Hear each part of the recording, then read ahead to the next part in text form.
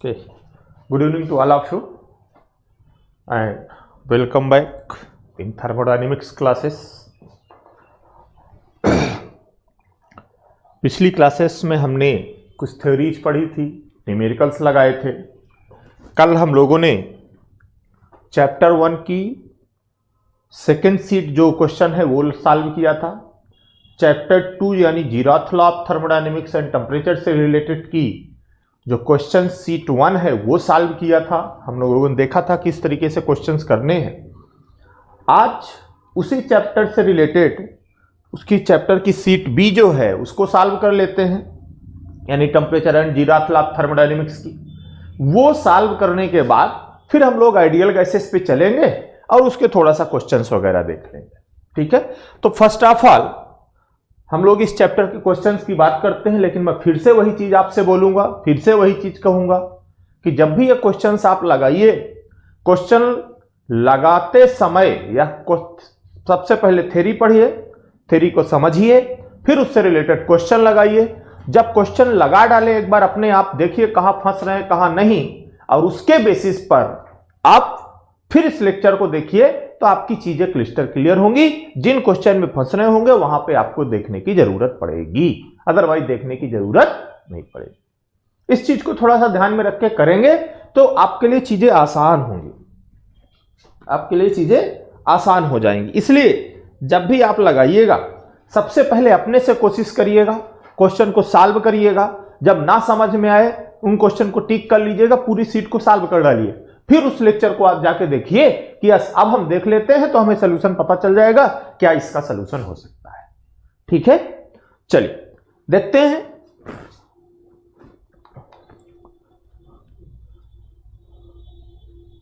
Question number 26 question हो गया था, मुझे लगता है क्वेश्चन नंबर 26 हो गया था। For measurement of very high temperature से around 5000 degree centigrade sun can use, मैंने बताया था रेडिएशन थर्मामीटर। ये क्वेश्चन हमने किया था, ठीक है, तो क्वेश्चन हमने कर लिया था कल। नेक्स्ट चैप्टर नंबर 2B का है टेम्परेचर जीराथ लॉ ऑफ थर्मोडायनेमिक्स। ठीक है, question number 1, question number 1, question number 1 कहता है the fixed point oblique points for Celsius temperature scale, for Celsius temperature scale is, कौन कौन से पॉइंट होते हैं?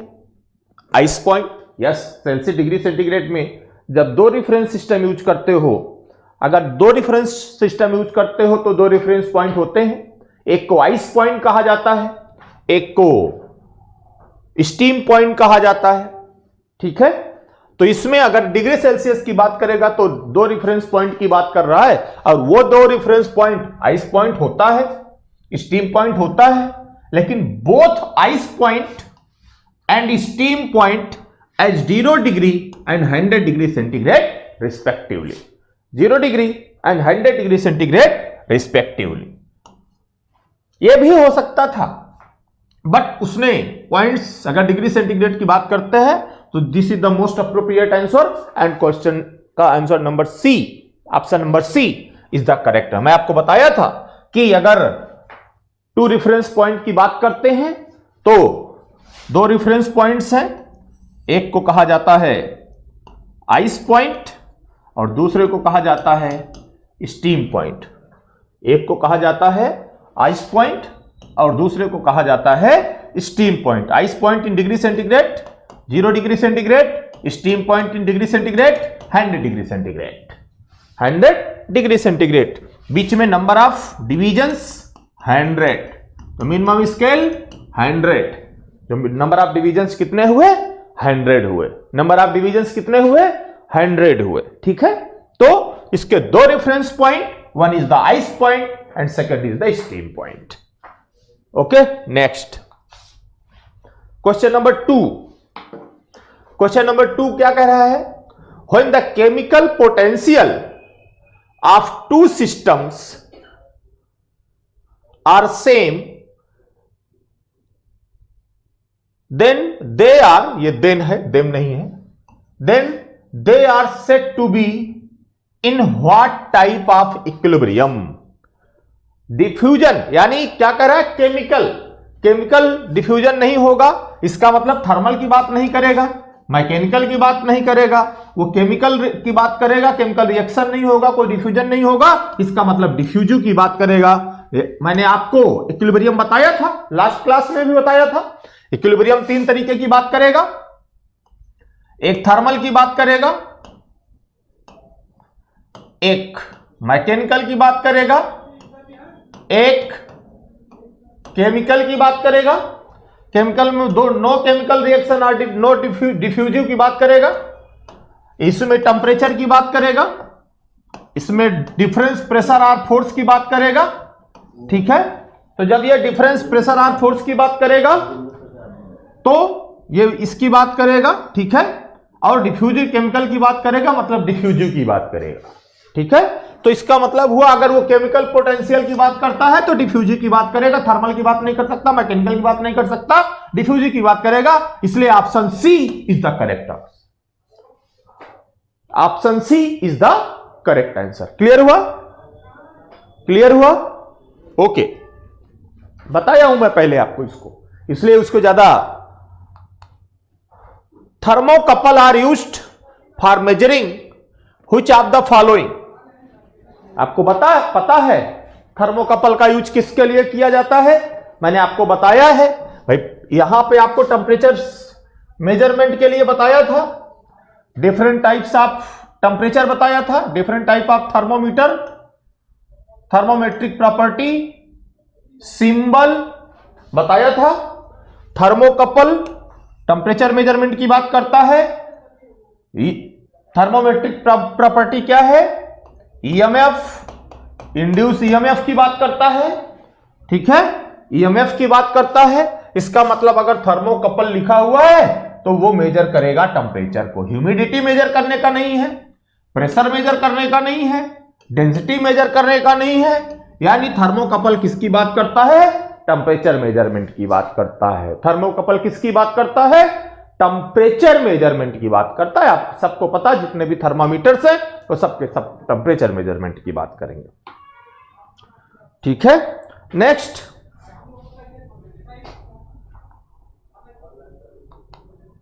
Temperature of steam around 540 degree centigrade can be measured by. Yes, जहां पर steam का इन सब की मेजर की बात करते हैं जनरली हम थर्मोकपल्स का यूज करते हैं। याद रखिएगा, रेडिएटर का तो बहुत हाई टेम्परेचर पर जहां रेडिएशन का यूज करते हैं उसकी बात करते हैं। जहां रेजिस्टेंस चेंज आएगा वहां थर्मिस्टर की बात करेंगे। ठीक है, सिंपल थर्मामीटर जहां नापना हो उसकी बात करेंगे। बट जहां स्टीम वगैरह की नापते हैं, दो, एक स्टीम पॉइंट होता है, दो ये होता है, दो डिसिमिलर मेटल्स होते हैं, आपने को मैंने बताया था, वहां पे जनरली थर्मोकपल्स का यूज करते हैं। वहां पे किसका यूज करते हैं? यानी टेम्परेचर ऑफ स्टीम अराउंड 540 यानी सुपर हीटेड स्टीम है। ठीक है, तो जनरली जब भी ऐसी कंडीशन आए वहां पे आपको थर्मोकपल्स का यूज करना है। थर्मोकपल को यूज करके आप मेजर करने की बात करते हो। थर्मोकपल्स का यूज करके आप मेजर करने की बात करते हो। ठीक है, बातें क्लियर हो रही हैं? इसका यूज कहां होगा मैंने आपको पहले ही बता दिया है, वेरी हाई टेम्परेचर पे, यानी जहां रेडिएशन हो, जहां रेजिस्टेंस हो। ठीक है, तो इसलिए थर्मोकपल का यूज करते हैं। हाई टेम्परेचर की स्टीम यानी सुपर हीटेड स्टीम को मेजर करते समय जनरली थर्मोकपल्स का जहां पे गैस फ्लो हो रही होती है वहां पे पाइप में लगा दिया जाता है। अभी हीट ट्रांसफर में पढ़ाया जाएगा, आपको बताया जा रहा होगा, वहां पे इसका यूज किया जाता है। ठीक है, क्वेश्चन नंबर 5। क्वेश्चन नंबर 5 क्या कहता है? The boiling and freezing points for water are marked on a temperature scale P as 130p -20p respectively. What will be the reading of this scale corresponding to 60 degree centigrade? यानी ये temperature measurement कर रहा है 60 degree centigrade. उस समय उस thermometer की, जो आपका ये थर्मामीटर है, उसकी रीडिंग क्या होगी ये पूछ रहा है। अगर ऐसा है तो जब भी इसका मतलब ये क्या कर रहा है, बॉइलिंग पॉइंट भी दिया है और फ्रीजिंग पॉइंट भी दिया है। जब बॉइलिंग पॉइंट और फ्रीजिंग पॉइंट दिया है, इसका मतलब ये 2 रेफरेंस सिस्टम है, 2 पॉइंट रेफरेंस सिस्टम है। And method used before 1954, method used before 1954, ये 1954 के पहले यूज होने वाला मेथड है 2 reference point, 2 reference point system, 2 reference point system. जब 2 रेफरेंस पॉइंट सिस्टम होगा, मतलब ये आइस पॉइंट और फ्रीजिंग पॉइंट 2 रेफरेंस पॉइंट होंगे। अब अगर मैं आपको एक फार्मूला बताने जा रहा हूं, मेथड डिराइव करने का मेथड बता रहा हूं, किस तरीके से डिराइव करेंगे, फिर उससे रिलेटेड ये क्वेश्चन सॉल्व करोगे कि इस तरह का कोई भी क्वेश्चन होगा बहुत आसानी से सॉल्व हो जाएगा। ठीक है, अब 2 रेफरेंस पॉइंट हैं, एक है आइस पॉइंट 0 डिग्री सेंटीग्रेड मान के चलते हैं, दूसरा है क्या, आइस पॉइंट, दूसरा है बॉइलिंग पॉइंट यानी 100 डिग्री सेंटीग्रेड। एक हो गया आइस पॉइंट और दूसरा है स्टीम पॉइंट और boiling point, that is the 100 degree centigrade. एक सिंपल रिलेशन बनाए थर्मोमेट्रिक प्रॉपर्टी और टेम्परेचर के बीच में, तो there is a one linear relationship, that is T is equal to AP plus B, AP plus B, and this is the temperature, these A and B are constant and P is the thermometric power, यानी उसके basis पर जो change आएगा वो बताएगा, ये यहां से निकाल के देखेंगे कि कितना चेंज आ रहा है, ये रिलेशन होता है। अब हमारे पास 2 रेफरेंस पॉइंट है, एक हमारे पास 0 है,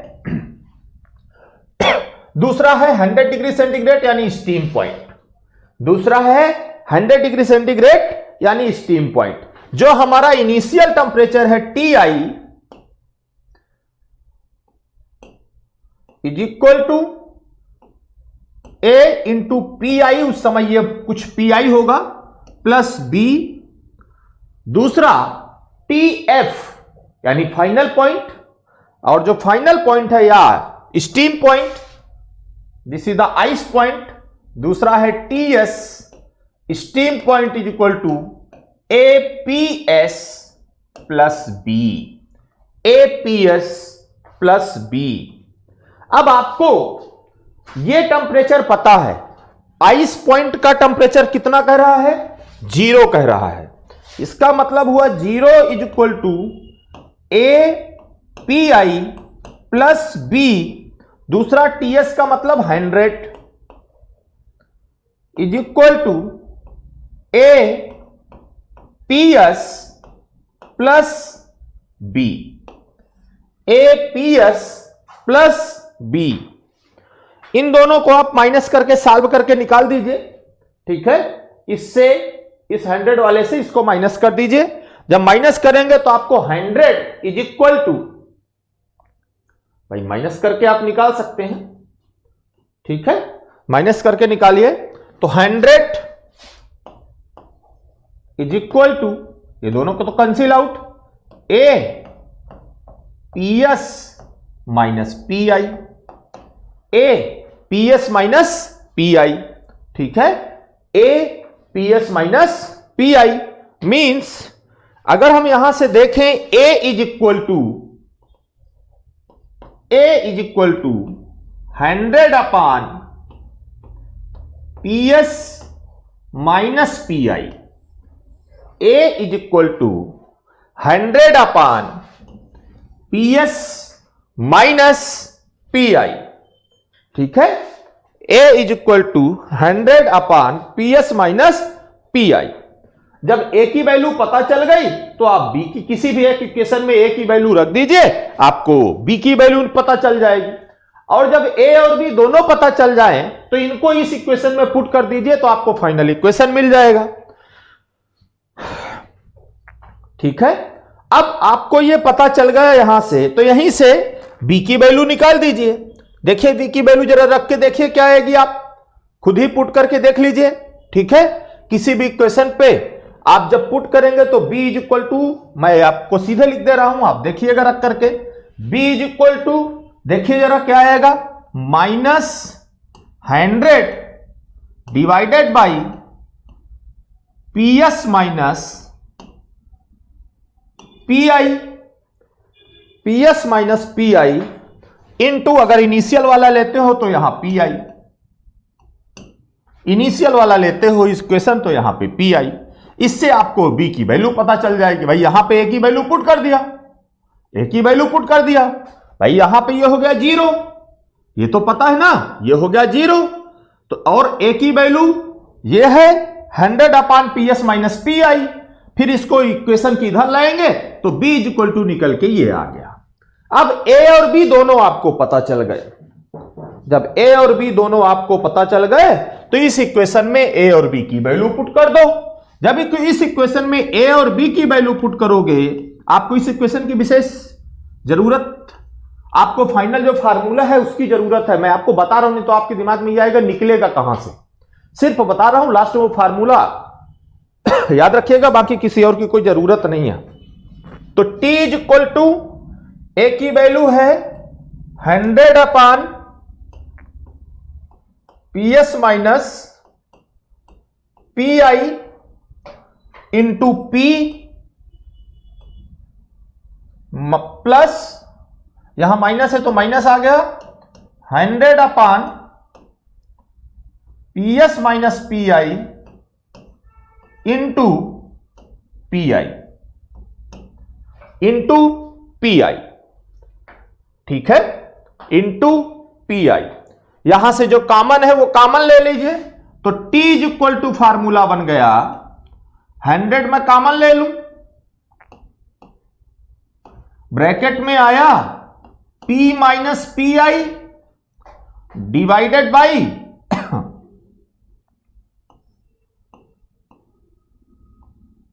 PS minus PI, PS minus PI। तो t is equal to 100 bracket में P minus PI divided by PS minus PI। This is the formula. ये फार्मूला अगर आप देख लें तो इससे रिलेटेड कोई भी क्वेश्चन होगा आप बहुत आसानी के साथ सॉल्व कर सकते हैं। अब जरा ध्यान से देखने के बाद इस क्वेश्चन को ध्यान से देखिए जरा वैल्यूज। वो कह रहा है क्वेश्चन में कि the boiling and freezing point, boiling का मतलब स्टीम पॉइंट यानी PS की value, PS is equal to 130 P, ठीक है, and PI is equal to -20P, ठीक है। PI इज इक्वल टू इतना, PS इज इक्वल टू इतना, and what will be the reading on scale corresponding to 60 degree centigrade, यानी T की value उसने दे दिया 60 डिग्री सेंटीग्रेड। आपसे P की वैल्यू पूछा है, what is the value of P, what is the value of P। जरा देखिए सॉल्व करके क्या आ रहा है, देखिए सॉल्व करके क्या आ रहा है। जब आप इसको सॉल्व करेंगे, पुट करिए value, T is equal to 100, P पूछा है, माइनस PI की वैल्यू -20 है, तो माइनस माइनस हुआ प्लस और 20 डिवाइडेड बाई PS की वैल्यू 130 है, बीच में माइनस है, PI की वैल्यू 20 है, -20, तो माइनस माइनस हुआ प्लस, अब फिर आया 20। इसका मतलब T इज इक्वल टू 100, और T की वैल्यू कितनी है, T की वैल्यू है 60 डिग्री, तो 60 पुट कर दो। 60 is equal to 100 P plus 20 divided by 150, divided by 150 means एक जीरो से जीरो गया, 5 2 3, ठीक है। और अगर इस 2 से इसको काटे तो ये बचा 30, ठीक है। फाइनली हमें क्या मिला? फाइनली मिला 30 इंटू 9, 30 इंटू 3 यानी 90 is equal to P plus 20, यही तो बचेगा भाई। यहां 3 है, यहां 30 है, तो इन दोनों को मल्टीप्लाई किए 90, इधर बचा P plus 20, P plus 20, P 20 इधर लाओ तो P is equal to 90 minus 20 that is equal to 70। तो जो रीडिंग उसने कहा है उस समय रीडिंग क्या होगी? उस समय reading, what will be the reading on this scale? That is 70 degree P। तो P की वैल्यू 70 आ गई। देखिए कौन सा ऑप्शन है? Option B is the correct answer. Option B is the correct answer, ठीक है। आपको इसमें याद क्या रखना? ये 2 रेफरेंस पॉइंट का मेथड है। इस 2 रेफरेंस पॉइंट के मेथड में आपके पास ये फार्मूला कैसे आता है मैंने आपको ये बताया है। आपके लिए ये फार्मूला कैसे आता है देख लीजिएगा, बट आपके लिए सबसे इंपॉर्टेंट ये फार्मूला क्या है, ये आपके लिए इंपॉर्टेंट है। पीआई का मतलब इनिशियल टेम्परेचर यानी आइस टेम्परेचर जो आपको क्वेश्चन में दिया हो। पीएस का मतलब स्टीम या बॉइलिंग टेम्परेचर जो आपको दिया हो। पी का मतलब उस टाइम पर थर्मामीटर की रीडिंग जिस टाइम पर इस टेम्परेचर की कुछ वैल्यू दिया हो। या तो इसकी वैल्यू दिया होगा ये पूछेगा, या तो इसकी वैल्यू दिया होगा ये पूछेगा। अब यहां पूछा कि रीडिंग क्या होगी, इसलिए हमसे पी पूछा है। कब रीडिंग क्या होगी? जब टेम्परेचर 60 डिग्री है, यानी जब ये टेम्परेचर 60 डिग्री है उस समय ये रीडिंग क्या होगी, इसलिए हमने इस पी को निकाला है। इसलिए हमने इस पी को कैलकुलेट किया है, किसी और को कैलकुलेट नहीं किया है। बात क्लियर हुई? बोलो भाई, समझ में आ रहा है? क्लियर? ये क्लियर? ये 2 रेफरेंस सिस्टम का फार्मूला कहलाता है। ये किसका फार्मूला कहलाता है? 2 रेफरेंस सिस्टम का फार्मूला कहलाता है। और 1 रेफरेंस पॉइंट का फार्मूला मैं आपको पहले ही बता चुका हूं, है ना। 1 रेफरेंस पॉइंट में PV is equal to MRT से गैस इक्वेशन लगा करके के की वैल्यू निकाल करके, और फाइनल जो फार्मूला आपका बनता था, क्या बनता था कि T is equal to 273.16 P upon PTP, P upon PTP। भाई ये दिया होगा, ये पूछेगा, ये ट्रिपल पॉइंट आपको दोनों ये दिया होगा क्वेश्चन में, एक चीज पूछेगा और बहुत आसानी के साथ आप कैलकुलेट करके निकाल सकते हैं। This is the triple point method, ठीक है। ट्रिपल पॉइंट ऑफ वाटर यानी single point reference which is used after 1954 and the method which is used before 1954, that is this is the method and this is the important formula. T is equal to 100 P minus PI PS minus PI, याद रखिएगा इसको, ठीक है। तो इस method से हमने लगाया, और जब इस मेथड से हमने लगाया तो हमको ये मिला कि इस मेथड से यूज करें, हम सबकी वैल्यू हमें पता है, यहां से कैलकुलेट करके निकालेंगे तो इस P की वैल्यू आपको 70 मिलेगी। P की वैल्यू कितनी मिलेगी? 70 मिलेगी। क्लियर हुआ? इट्स क्लियर, ठीक है। Okay, next question number 6। Question number 6 देखिए, देखिए जरा क्वेश्चन नंबर 6 क्या कहता है। क्वेश्चन नंबर 6 क्या कहता है जरा देखिए। The freezing point on a thermometer mark as 40 degree centigrade, यानी freezing point P ice point is equal to 40, boiling point यानी steam point is equal to 200, a temperature of 50 degree centigrade. अगर temperature 50 degree centigrade है तो फिर उस समय thermometer की reading क्या होगी, वो शायद यही पूछ रहा है। यानी फिर से उसने P की वैल्यू आपसे पूछा है, फिर से P की वैल्यू आपसे पूछा है, एंड T दिया है इस बार कितना, 50 डिग्री सेंटीग्रेड। कितना, 50 डिग्री सेंटीग्रेड। ये 40 डिग्री सेंटीग्रेड दिया है, ये 200 डिग्री सेंटीग्रेड दिया है। फिर से उसी फार्मूले का यूज होना है, जरा देखते हैं यूज करके।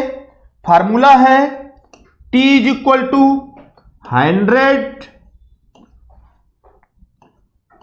P minus PI divided by PS minus PI, PS minus PI। T की वैल्यू मैं रखता हूं 50, 100, P हमको निकालना है, PI की वैल्यू है 40, PS की वैल्यू 200 माइनस PI की वैल्यू 40, यानी 50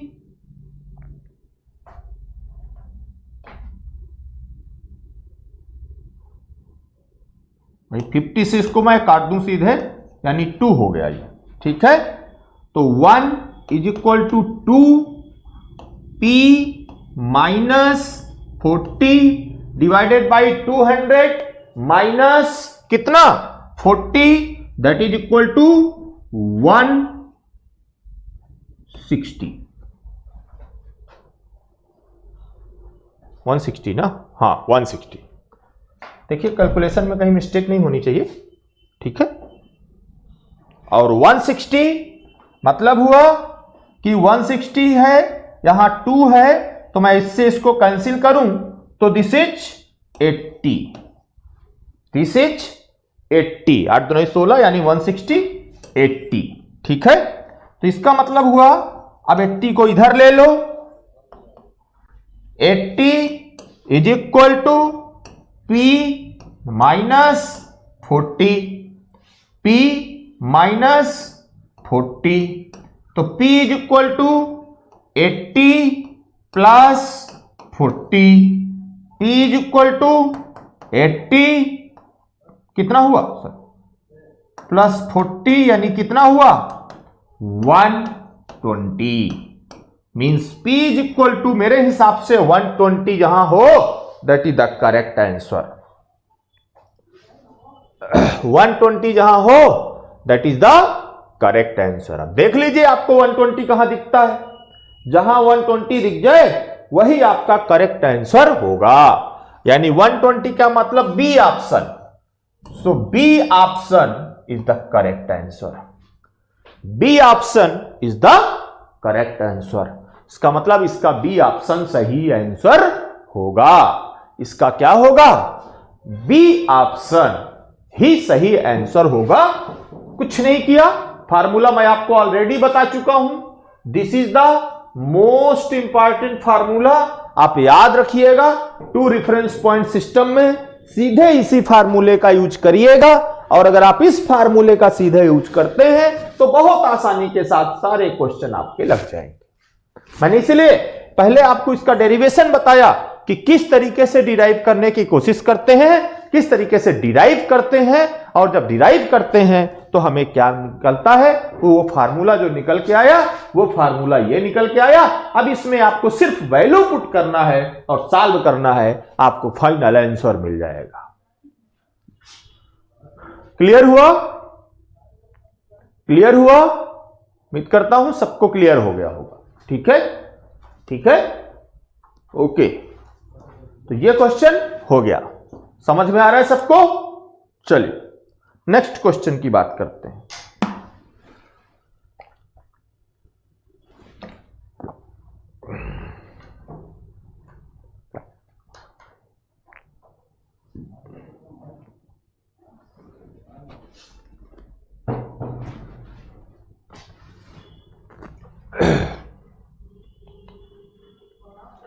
Which of the following statement are true? इनमें से कौन कौन से स्टेटमेंट सही हैं, यह देखना है आपको। कौन कौन से स्टेटमेंट सही हैं? Size of degree is smallest on Celsius scale. Celsius scale में कितने डिवीजन थे? कितने डिवीजन थे? यहां था 0, यहां था 100, तो यहां से यहां तक कितने डिवीजन थे? 100 डिवीजन थे। इसका मतलब इसमें 100 1/100 अगर देखें तो इट इज द स्मॉलेस्ट की बात करेगा। बट अगर फ़ारेनहाइट में देखें तो यहां था 32, यहां था 212, और इनके बीच के जो डिफरेंस थे वो कितने थे? 180 डिवीजन थे। यहां पे 100 डिवीजन थे, यहां पे 180 डिवीजन थे। तो ये तो स्मॉलेस्ट नहीं हुआ। 180 का मतलब ये इससे छोटा हो गया, ये इससे छोटा हो गया, तो ये तो गलत हो गया, ये तो गलत हो गया। The size of degree is smallest on Fahrenheit scale. Yes, Fahrenheit में ही, यस सॉरी, फ़ारेनहाइट में ही सबसे स्मॉलेस्ट होता है, क्योंकि केल्विन में भी हम क्या करते हैं? केल्विन में भी 273.15 से लेके 373.15 की बात करते हैं, मतलब 100 डिवीजन की बात करते हैं। इसमें भी 100 डिवीजन होते हैं तो, और इसमें 180 डिवीजन होते हैं। तो इसलिए जो सबसे size degree of smallest size है वो फ़ारेनहाइट में होता है, जिसमें जितना ज्यादा डिवीजन करोगे उसका साइज उतना ही क्या होगा? कम होगा, उसका साइज उतना ही कम होगा। इसका मतलब हुआ कि इस क्वेश्चन में पहला तो गलत होगा, क्योंकि फ़ारेनहाइट में सबसे ज्यादा डिवीजन है 180, तो फ़ारेनहाइट में जो डिग्री है वो सबसे स्मॉलेस्ट होगी। Size of degree is equal on Fahrenheit and kelvin. नहीं, फ़ारेनहाइट और केल्विन में कहां? केल्विन और डिग्री सेंटीग्रेड में इक्वल होते हैं 100, बट फ़ारेनहाइट में और उसमें इक्वल नहीं होते हैं। इसलिए यह तो गलत हो गया, क्योंकि डिग्री सेंटीग्रेड और केल्विन में 100 होते हैं, तो फ़ारेनहाइट में तो 180 होते हैं। तो इसलिए दोनों की साइज इक्वल नहीं हो सकती है। Size of degree is equal on Fahrenheit and kelvin, मतलब ये दोनों, ये गलत है, ऐसा नहीं होता है। ठीक है, size of degree is equal on Celsius and kelvin scale. Yes, ये सही है, क्योंकि केल्विन में भी 100, डिग्री सेंटीग्रेड में भी 100, तो इन दोनों में 100 होते हैं, इन दोनों में 100 होते हैं, बट इसमें 180 होते हैं। तो साइज ऑफ डिग्री इक्वल होती है किसमें? डिग्री सेंटीग्रेड और केल्विन स्केल में, डिग्री सेंटीग्रेड और केल्विन स्केल में। ठीक है, इसका मतलब 4 में से पहला तो गलत हो गया,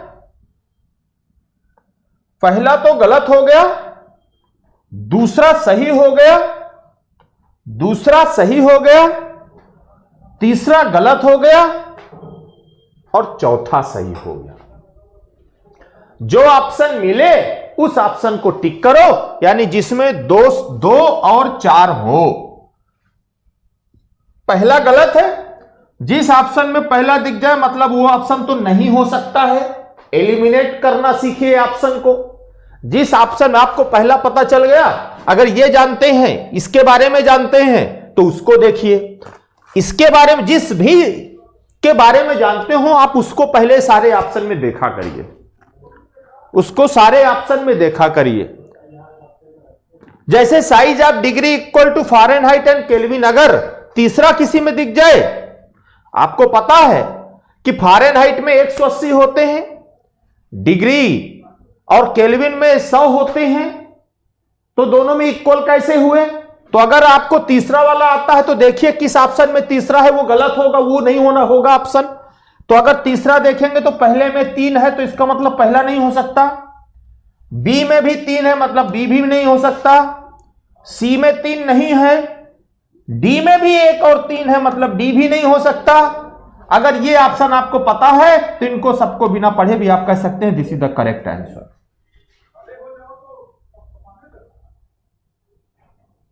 तो 2 and 4 are the correct sentences or statements. So 2 and 4 जिस ऑप्शन में आपको दिखे वही ऑप्शन करेक्ट होगा। ऑप्शन एलिमिनेट करने का मेथड मैंने आपको बताया कि ऑप्शन एलिमिनेट करना आपको आना चाहिए। अगर ऑप्शन एलिमिनेट करना आपको आता है तो आपके लिए चीजें आसान हो जाएंगी। ऑप्शन एलिमिनेट करना अगर आपको आता है तो आपको चीजें क्या हो जाएंगी? आसान हो जाएंगी। क्यों? क्योंकि ऑप्शन एलिमिनेशन से आपको बहुत सारे क्वेश्चन ऐसे होंगे जिनमें हमें यह पता चल जाए कि ये तो हो नहीं सकता है, तो इसका मतलब उसको देख लो किस किस में है, वो ऑप्शन अपने आप हट गए। जो बचे उनमें से कोई अगर एक हो तो फिर उसको आप टिक कर सकते हैं। इस तरीके से एलिमिनेशन मेथड का भी यूज किया जाता है। कंपटीशन में दोनों अप्रोच चलती है। जब तक दोनों अप्रोच का यूज नहीं करेंगे तब तक आपको प्रॉब्लम होगी और तब आपको क्वेश्चन को सॉल्व करने में आपको दिक्कत आएगी। इसलिए देख लिया करिए कौन सा ऑप्शन ज्यादा सही है, कौन सा ऑप्शन कम सही है, या कौन सा ऑप्शन नहीं हो सकता, उसको एलिमिनेट करिए और देखते हुए निकल जाइए। ओके, सो इसका C is the correct answer, यानी option C. Option C. Next,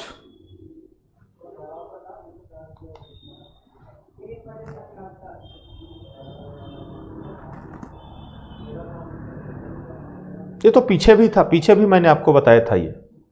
ठीक है, क्वेश्चन पीछे का फिर से यहां आ गया है, पीछे का फिर से यहां पे आ गया है। ठीक है, कह रहा है रीडिंग, क्या कह रहा है कि reading of temperature will never be same. ठीक है, जो टेम्परेचर की रीडिंग है वो कभी भी सेम नहीं हो सकती है, यह आपको देखना है। ठीक है, तो डिग्री सेल्सियस और केल्विन में सेम, क्योंकि तुम्हें जोड़ना पड़ता है ना, तो सेम नहीं हो सकती है। ठीक है, never will be same on Fahrenheit और रैंकाइन, यानी जो एक दूसरे के साथ हैं उनमें रीडिंग सेम नहीं हो सकती है। याद रखिएगा इस चीज को। हमने देखा था ना कि कैसे डिग्री सेंटीग्रेड में 100 किया था और किस में इसमें जोड़ करके किस तरीके से निकाला था। तो आपको ध्यान में रखना है कि ये क्या कह रहा है। कह रहा है कि कौन कौन से टेम्परेचर हैं जिनमें रीडिंग कभी भी सेम नहीं हो सकती है। तो जो एक साथ हमने रखा था उन दोनों में रीडिंग कभी भी एक नहीं हो सकती है, सेम नहीं हो सकती है। वो जो स्टेटमेंट होंगे वही होंगे, उनको देख लीजिए। पहला स्टेटमेंट कौन सा है? पहला स्टेटमेंट आपका कहता है कि पहला स्टेटमेंट आपका क्या कहता है? Celsius and kelvin scale. Yes, दोनों एक साथ है, मतलब ये सही है, इसमें नहीं हो सकते हैं। इसको तो आप कैलकुलेट करके निकाल सकते हो सकता है, इसमें भी निकाल सकते हो सकता है। फ़ारेनहाइट और रैंकाइन दोनों एक साथ हैं। फ़ारेनहाइट और रैंकाइन, पीछे देखिए मैंने जो बनवाया है चारों, दो को एक साथ रखा था, दो को एक साथ रखा था, तो इसमें नहीं हो सकता है, इसमें नहीं हो सकता है। ठीक है, इसका मतलब 1 और 4 जहां हो वही करेक्ट आंसर होगा इसका। 1 और 4 जहां हो वही करेक्ट आंसर होगा इसका। इसका मतलब फिर से एलिमिनेशन मेथड का भी यूज कर सकते हैं। डी ऑप्शन इसका करेक्ट आंसर होना चाहिए मेरे हिसाब से। D is the correct answer. ठीक है, तो डिग्री सेंटीग्रेड, यानी आप एलिमिनेशन मेथड भी यूज कर सकते हैं, ऐसे भी देख सकते हैं। मैंने आपको यहां पे बताया था ना कि ये डिग्री सेंटीग्रेड है, ये केल्विन है, ये फ़ारेनहाइट है और ये रैंकाइन है। ठीक है, जब आप इसकी बात करते हैं तो आप देखे थे कि किस तरीके से यूज करते हैं। तो आप वो सीधे 200 हमें 273 उसमें ऐड करना पड़ता है सीधे से, और जब ऐड करने की बात आती है तो कभी भी वैल्यू सेम नहीं हो सकती है। ठीक है, तो याद रखिएगा। यानी क्वेश्चन नंबर 7 का क्वेश्चन नंबर 8 का D is the correct answer 1 and 4। Celsius and kelvin में कभी भी रीडिंग टेम्परेचर सेम नहीं हो सकती है। फ़ारेनहाइट और रैंकाइन में कभी भी टेम्परेचर रीडिंग सेम नहीं हो सकती है। ठीक है, तो 1 and 4 is the correct answer, that is equal to this. The temperature of a substance increased by, देखिए आपके हीट ट्रांसफर का कॉन्सेप्ट आया यहां पे, हीट ट्रांसफर का कॉन्सेप्ट आया यहां पे। हीट ट्रांसफर जब आप पढ़ते हैं, आपको पढ़ाया जाएगा हीट ट्रांसफर।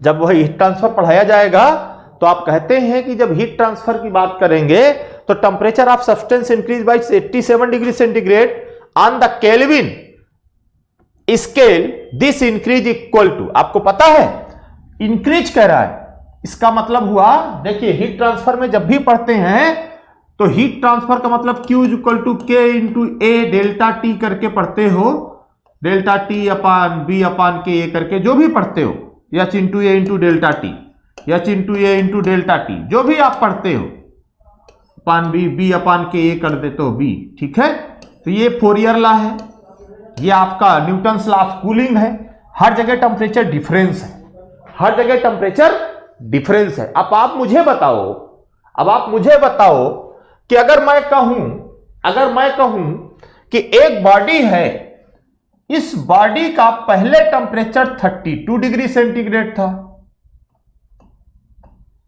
बाद में टेम्परेचर इस बॉडी का हो गया, या 27 ले लेते हैं, 27 डिग्री सेंटीग्रेड था, बाद में इस बॉडी का टेम्परेचर कितना हो गया, बाद में इस बॉडी का टेम्परेचर 100 ही मान लेते हैं, सीधे 100 डिग्री सेंटीग्रेड हो गया। ओके, बाद में हिट किया, इस बॉडी का टेम्परेचर 100 डिग्री सेंटीग्रेड हुआ, तो what is the increase in temperature degree centigrade, what is the increase in temperature degree centigrade. जब आप increase in temperature degree centigrade की बात करोगे, मतलब वो आपसे डेल्टा टी पूछा है। यह हुआ T1, यह हुआ T2, T1 की वैल्यू 27, T2 की वैल्यू 100, तो delta T in small degree centigrade में 100 minus 27, 100 minus 27, and this is equal to कितना आया, माइनस कर दीजिए भाई, 10 7 यानी 3 आया, यहां चला गया 9 यानी 7, यानी 73 आएगा, 73 degree centigrade. This is the delta T in degree centigrade. अब यही टेम्परेचर डिफरेंस केल्विन में कितना होगा जरा निकालते हैं। तो जब इस टेम्परेचर को केल्विन में कन्वर्ट करोगे तो उस समय T1 आएगा 27 प्लस 273, यही तो ऐड करते हो, 273.15 या 273, तो T1 की वैल्यू हो गई 300, 7 3 10, 7 2 9, 1 10, 2 1 3, तो T1 की वैल्यू हो गई 300 केल्विन। अब T2 की value, T2 is equal to 273 plus 100, that is T2 is equal to कितना हुआ, 373 केल्विन। जरा इस टेम्परेचर स्केल में डेल्टा टी निकालते हैं। Delta T is equal to 373 minus 300, तो delta T is equal to कितना हुआ, 73 डिग्री सेंटीग्रेड। 73 या ये केल्विन में 73 केल्विन, जब मैंने टेम्परेचर डिफरेंस निकाला तो मुझे चाहे वो डिग्री सेंटीग्रेड में हो तब भी टेम्परेचर डिफरेंस 73 आया, चाहे केल्विन में हो तब भी टेम्परेचर डिफरेंस 73 आया। और इसीलिए कहा जाता है जहां जहां टेम्परेचर डिफरेंस निकालना हो वहां डिग्री सेंटीग्रेड को ना तो केल्विन में कन्वर्ट करने की जरूरत है, ना तो केल्विन को डिग्री सेंटीग्रेड में कन्वर्ट करने की जरूरत है। दोनों अगर डिग्री सेंटीग्रेड में है तो सीधे माइनस कर दो, दोनों केल्विन में है तो सीधे माइनस कर दो। और हीट ट्रांसफर में हम हमेशा इसी की तो बात करते हैं, हीट ट्रांसफर में हम हमेशा इसी की बात करते हैं। किसकी बात करते हैं? Delta T delta T delta T delta T, यानी टेम्परेचर डिफरेंस की बात करते हुए चले आते हैं। जब हीट ट्रांसफर में टेम्परेचर डिफरेंस की बात करते हैं, मतलब डेल्टा टी की बात करते हैं, T2 माइनस T1 की बात करते हैं, T1 माइनस T2 की बात करते हैं, मतलब वहां पर यूनिट का कोई मतलब नहीं बचा। जैसे आप कहते हो ना स्पेसिफिक हीट, अभी आगे आएगा स्पेसिफिक हीट, तो इसीलिए कहते हैं उसमें पर केल्विन और डिग्री सेंटीग्रेड कोई फर्क नहीं पड़ता, दोनों में से कोई भी हो सकता है, क्योंकि वहां पे टेम्परेचर डिफरेंस डेल्टा टी की बात करेगा। तो एक बात याद रखना, जहां डेल्टा टी हो वहां यूनिट डिग्री सेंटीग्रेड भी वही होगी, केल्विन भी वही होगी, वहां यूनिट चेंज करने की जरूरत नहीं होती है। अदरवाइज आपको कैलकुलेट करना है तो फिर डिग्री सेंटीग्रेड को ज्यादातर हर जगह हमें केल्विन में कन्वर्ट करना है, होता है 273.15 और 273 ऐड करना पड़ता है। ठीक है, तो याद रखिएगा कि जितना टेम्परेचर डिफरेंस, जितना टेम्परेचर इंक्रीज और डिक्रीज डिग्री सेंटीग्रेड में दिखाएगा, उतना ही टेम्परेचर इंक्रीज और डिक्रीज किस में दिखाएगा? केल्विन में दिखाएगा। तो जितनी वैल्यू यहां लिखी होगी इंक्रीज बाय 87 डिग्री सेंटीग्रेड, उतना ही केल्विन में होगा। इसका मतलब अगर मैं देखूं तो ये उतनी ही वैल्यू यहां केल्विन में होगी, इसका मतलब इसका डी ही करेक्ट आंसर होगा। ये दोनों वैल्यू सेम होगी, क्योंकि इंक्रीज पूछा है, डेल्टा टी पूछा है, और जब डेल्टा टी पूछता है तो टेम्परेचर डिफरेंस की बात करता है। जब टेम्परेचर डिफरेंस की बात करता है तो टेम्परेचर डिफरेंस में दोनों वैल्यू क्या होंगी? सेम होंगी। क्लियर हुआ? आगे से इस फंडे को याद रखिएगा, यह हमेशा आपके काम आने वाला है। जहां डेल्टा टी पीछे वहां टाइम वेस्ट मत करना यूनिट चेंज करने में, आपकी यूनिट चेंज करने की जरूरत ही नहीं पड़ती है। क्लियर हुआ? Clyster clear? ओके, आगे बढ़ते हैं।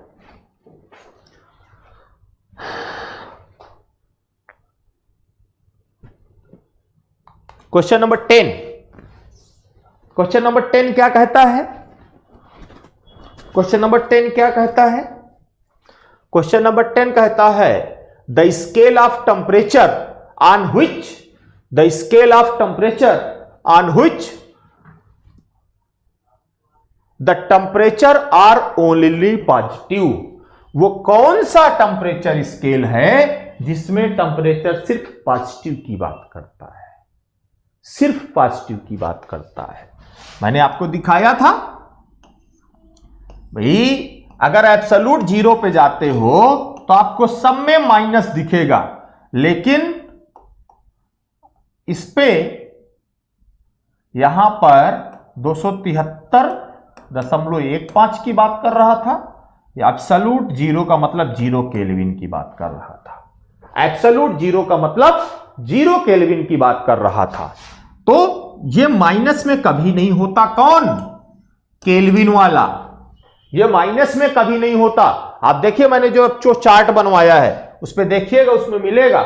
ये माइनस में नहीं हो सकता है, ये माइनस में नहीं होता है। इसलिए जो केल्विन वाला है वो कभी, यहां पे देखिए फ़ारेनहाइट माइनस में हो सकता है, होता होगा जब आप एब्सोल्यूट की तरफ जाओगे। सेल्सियस -273 होता है, -273 होता है। केल्विन एब्सोल्यूट पे 0 केल्विन की बात करता है। केल्विन एब्सोल्यूट जीरो टेम्परेचर जो होता है वो 0 केल्विन की बात करता है, लेकिन माइनस की बात नहीं करता है। इसलिए केल्विन ही है जो कि हमेशा पॉजिटिव टेम्परेचर की बात करता है, कभी भी निगेटिव टेम्परेचर की बात नहीं करता। इसीलिए उसको एब्सोल्यूट जीरो की तरफ जब जाते हैं, यहां पे देखते हैं कि 0 केल्विन है, और यह मैं आपको ऑलरेडी बता चुका हूं, एक्सप्लेन कर चुका हूं, इसको मुझे दोबारा बताने की जरूरत नहीं है। बट याद रखना, आप उसको देखेंगे जो मैंने आपको बनवाया है, आपकी सीट पे भी अवेलेबल है, वहां पे आपको ये एब्सोल्यूट जीरो का मतलब इससे नीचे टेम्परेचर नहीं हो सकता है। एब्सोल्यूट जीरो का मतलब dead state, no molecular momentum, no kinetic energy measurement, जो जहां है वहीं रुक गया। डेड स्टेट ही एब्सोल्यूट जीरो केल्विन है। एब्सोल्यूट जीरो का मतलब जहां मॉलिक्यूल का मोशन नहीं होगा। जहां मोशन नहीं होगा वो क्या होगा, कहते ना क्या कर रहा है, कुछ ना तो हलचल है ना कुछ है, क्या मरा जैसे पड़ा हुआ है। थोड़ा सा आप फुर्ती लाओ, फुर्ती का मतलब मोशन लाओ भाई। और जब मोशन लाने की बात करेगा तो इसका मतलब वो एब्सोल्यूट जीरो के ऊपर होगा। अगर एब्सोल्यूट जीरो केल्विन की बात करता है तो उस समय मॉलिक्यूलर के जो मोशन है वो जीरो होते हैं, इसीलिए इसी को एब्सोल्यूट एंट्रोपी कहते हैं। इसी को एब्सोल्यूट एंट्रोपी, आगे जाएगा एंट्रोपी में बात करेंगे, देखेंगे वहां पे। इसलिए इसको एब्सोल्यूट जीरो, जहां पर मॉलिक्यूल जीरो के नीचे कोई टेम्परेचर नहीं होता, एब्सोल्यूट जीरो केल्विन के नीचे। इसमें यहां 0 डिग्री सेंटीग्रेड था, यहां -273 हो गया था, यहां -273 हो गया था, देखिएगा टेबल पर। बट यहां पे देखेंगे तो यहां 0 ही था, यहां 0 ही था, यहां 0 के अलावा और कुछ भी नहीं था। इसलिए हम बात करते हैं टेम्परेचर यानी केल्विन ही है जो कि हमेशा पॉजिटिव टेम्परेचर की बात करता है। इसलिए C option is the correct answer. Clear हुआ, समझ में बात आ गई? बोलो भाई, आ गया? ठीक है, नेक्स्ट आगे बढ़ते हैं। देखिए आप question number 11, question number 11, the molecular kinetic energy of a gas is a proportional to, is a kinetic energy की जब बात करते हो तो कहते हैं ना जितना टेम्परेचर बढ़ाओगे उतना उसका मोशन बढ़ेगा, उतना उसका मोशन बढ़ेगा। मतलब ये हुआ कि जितना उसको टेम्परेचर बढ़ाते चले जाओगे उस हिसाब से आप देखते हुए चले जाओ, जरा देखो आपको अपने आप चीजें दिख जाएंगी।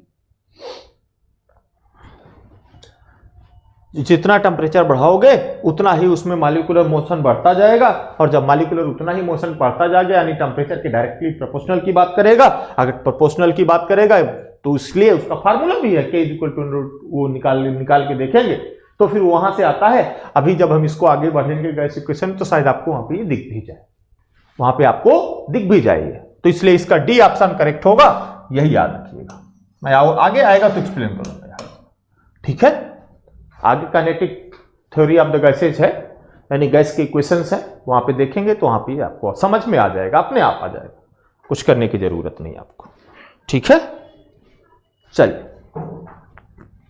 क्वेश्चन नंबर 12, क्वेश्चन नंबर 12 क्या कहता है, according to kinetic theory of gases at absolute zero temperature, अभी मैंने आपको बताया, अभी जस्ट मैंने आपको बताया है ना, बोलो भाई।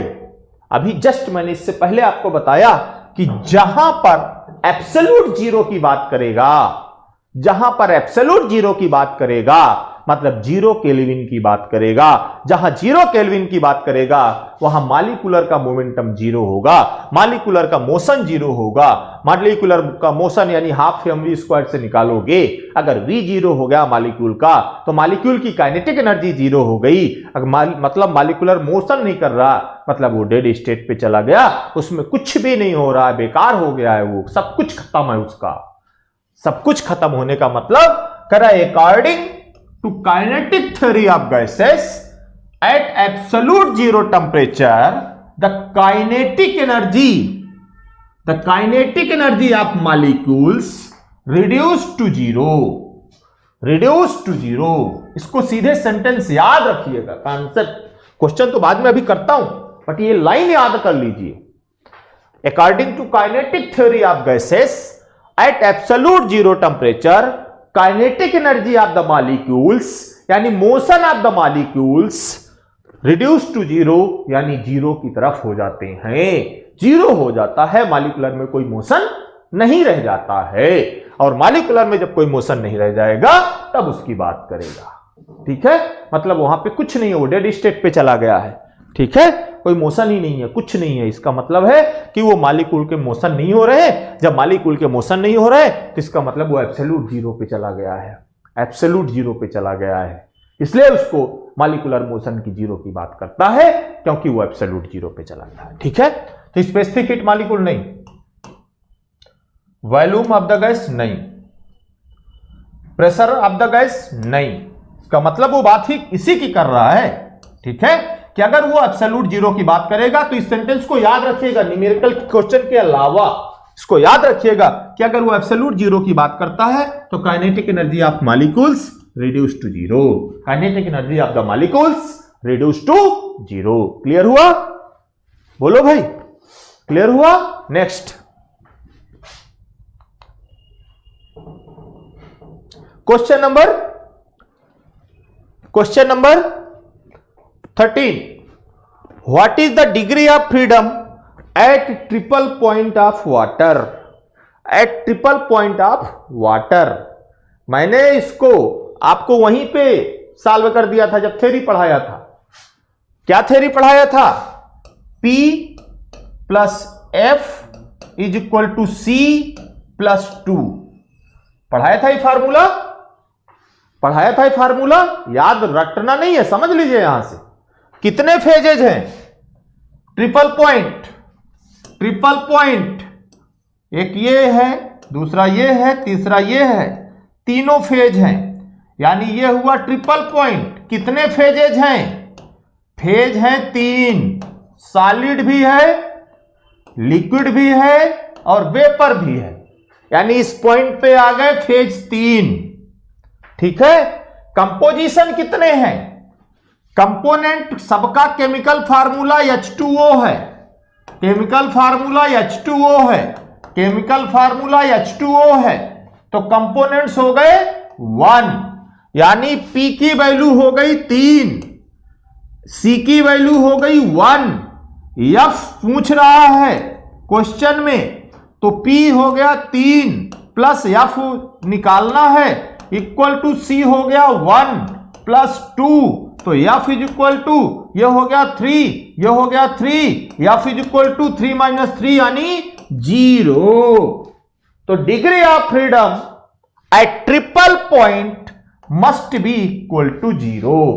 ट्रिपल पॉइंट पर डिग्री ऑफ फ्रीडम क्या होगी? 0। ठीक है, याद भी रहेगा, क्योंकि ट्रिपल पॉइंट पर डिग्री ऑफ फ्रीडम क्या हो गई? 0 हो गई। ठीक है, क्लियर हुई बात? नेक्स्ट क्वेश्चन, तो इसका ऑप्शन देख लीजिए, कौन सा ऑप्शन 0 कहां है? ये 1 है, 0 है, 3 है, यानी ये B option is the correct answer. B option is the correct answer. Clear हुआ? Next, zeroth law of thermodynamics is related to, कितनी बार, कितनी बार? देखिए जरा, देखिए जरा, अब यहां 4 है, 4 कुछ लिखा हुआ है। देखिए किसकी किसकी बात ये कर रहा है, देखिए किसकी किसकी बात कर रहा है। जीरोथ लॉ किससे रिलेटेड है? मैंने कहा जीरोथ लॉ, मैंने बताया था थर्मल इक्विलिब्रियम में हो जाए, एक बॉडी ए, दूसरी बॉडी बी, तीसरी बॉडी सी, तो ये ए बी सी, अगर ये दोनों थर्मल इक्विलिब्रियम में, ये दोनों थर्मल इक्विलिब्रियम, तो ये दोनों भी थर्मल इक्विलिब्रियम में होंगी। किसकी बात करता है? टेम्परेचर की बात करता है। तो थर्मल इक्विलिब्रियम की बात करेगा, टेम्परेचर की बात करेगा, यही 2 पॉइंट होने चाहिए, यानी टेम्परेचर की बात करेगा, यस ये तो होगा। हीट उट की बात करता नहीं है वो, थर्मल इक्विलिब्रियम की बात करेगा, यस ये भी होगा। थर्मल इक्विलिब्रियम की बात करेगा, ये भी होगा। इसका मतलब हुआ, इसका मतलब हुआ इंटरनल एनर्जी की बात नहीं करता वो। आप लो 2 इंटरनल एनर्जी कम हो रही है, क्या हो रही है, वो तो फर्स्ट ला बात करेगा। इसका मतलब हुआ कि जिसमें 1 हो 3 हो, पहले में ही 1 और 3 बैठा हुआ है। इसका मतलब A is the correct answer, इसका मतलब A is the correct answer. B होगा नहीं, सी होगा नहीं, डी होगा नहीं। जीराथला थर्मल इक्विलिब्रियम की बात करेगा, टेम्परेचर की बात करेगा, किसी और की बात करता नहीं है। इसलिए जिसमें टेम्परेचर और थर्मल इक्विलिब्रियम दिख जाए वही ऑप्शन करेक्ट होगा, यानी जिसमें 1 दिख जाए और जिसमें 3 दिख जाए वही करेक्ट होगा। ए एक ऐसा है जिसमें 1 और 3 दोनों दिख रहे हैं, तो ए ही इसका करेक्ट आंसर होगा। ए ही इसका करेक्ट आंसर होगा। ठीक है, नेक्स्ट।